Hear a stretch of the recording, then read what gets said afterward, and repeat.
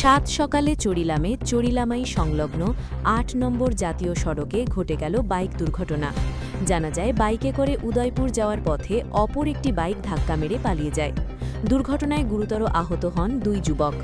আহতদের মধ্যে একজন বহির্রাজ্যের কলকাতার বাসিন্দা শান্তু দেবনাথ এবং অপরজন ধর্মনগরের বাসিন্দা দেবপ্রকাশ দে।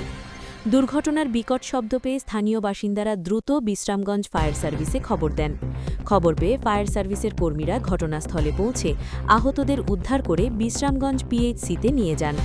আহতদের চিকিৎসা চলছে।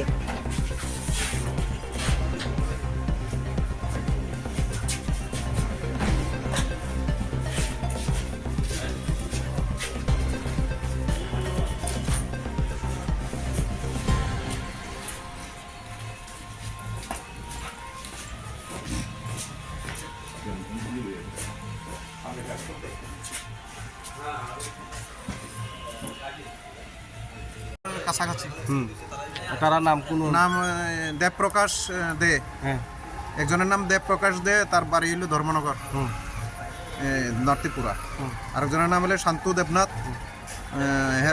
ওনার বাবার নাম হলো বাসুদেবনাথ, ওয়েস্ট বেঙ্গল।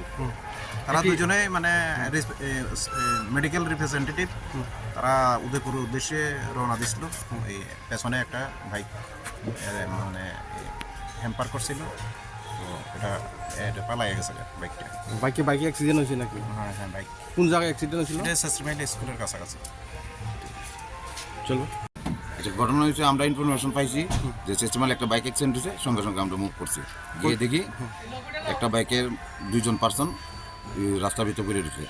আরেকটা বাইকে যে বাড়ি দিচ্ছে সে গেছে অলরেডি। বাইকে অ্যাক্সিডেন্ট। বাইকে তারা নাম জানা আছে? এটা নামটি দিচ্ছি। শান্তু দেবনাথ। একজনের নাম দেবপ্রকাশ দে, ট্রেনের বাসা হয়েছে ওয়েস্ট বেঙ্গল। আরেকজন হচ্ছে শান্তনু দেবনাথ, বাড়ি হচ্ছে ধর্মনগর। এখন কোন জায়গা আনছে তারা? এখন বিশ্রামগঞ্জ হসপিটাল নিয়ে আনছে। আমরা কোন ফায়ার সার্ভিস? আমরা বিশ্রামগঞ্জ ফায়ার সার্ভিস।